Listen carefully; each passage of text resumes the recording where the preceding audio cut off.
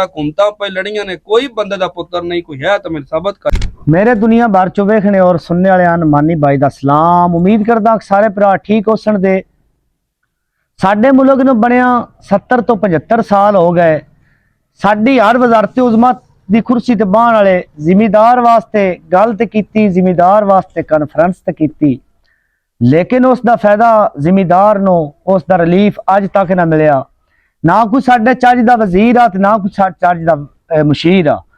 साढ़े वजीरां ने यह नहीं पता आलू किलो के हिसाब विकते आ या आलू जो दर्जन के हिसाब विकते आ।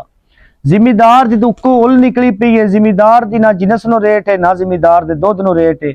छोटे फार्मर या वड्डे फार्मर जो दुध सेल करते आ, जो 6 महीने पहले रेट आई, अज भी दुध का वो रेट आ। अगर वंडे का हिसाब लाया जाए, वंडा 2500 तो लैके 4500 तो बोरी टुर गया है, दुध का वो रेट है।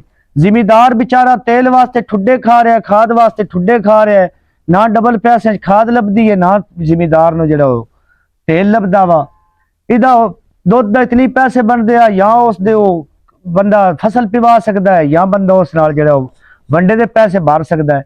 बाकी जो कुछ भी खर्चा करना है माल दा, होर भी काफ़ी खर्चा है, वो जिमीदार बेचारे जिहड़ा अपनी जेब विचों खर्चा कर रहा है।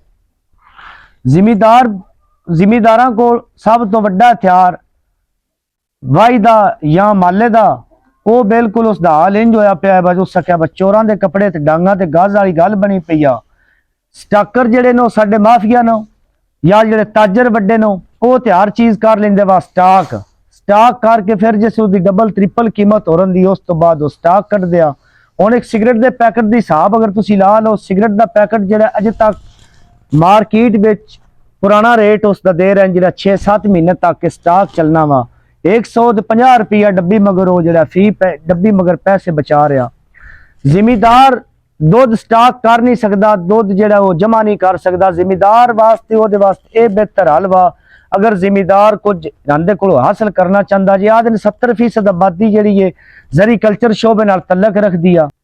जिमीदार नूं चाहिदा है दुध दो घर अपना इस्तेमाल करे, दुध का घी बना लवे, दुध जो अपने जानवरों के फलों ज्यादा छाड़ लवे तो वह ज्यादा फायदा वा। एक 10 दिन दुध बंद करके वेख लो तो दुध का रेट जो डबल हो जा सीधा। साडा सब तो ज्यादा पंजाब विचों दुध कैपिटल इस्लामाबाद जांदा वा। वो मैं चाचे सेंटर वाले नाल गल कीती, बस चाचा जी हर शे इतनी महंगी हो गई है, डबल ट्रिपल हो गई है, दुध का रेट क्यों नहीं चढ़ रहा। उस आख्या दुध जी अगे जो सिर्फ घट हो रहा, अगे दुध की खरीद जी बड़ी कम हो रही है। मैं आख्या इसकी की वजह वा। उस आख्या जी अगे छुट्टियां चल रही कि छुट्टियां दुध नहीं पींदे आ। जिमीदार बिरा अगर इताद करना चाहते हैं, मेरी इस गल ते एग्री होना चाहते हैं, मेरी वो गल आखिर तक लाजमी सुनन और मेरी वीडियो शेयर भी करन, ताकि सारे तक के गल जाए। और असीं एक व्हाट्सएप ग्रुप बनाने लगे हाँ, इस कार्रवाई का हिस्सा बनो और दुध जो 10 दिन सेल करना बंद करो। जब तक दुध का रेट 200 रुपया नहीं हो जाता, उदों तक कोई भी जिमीदार बिरा जो दुध सेल बिल्कुल ना करे।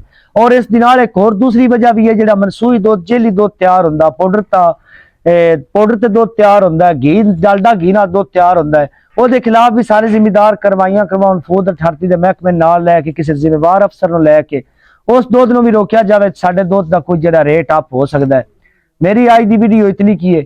खुदा हाफिज।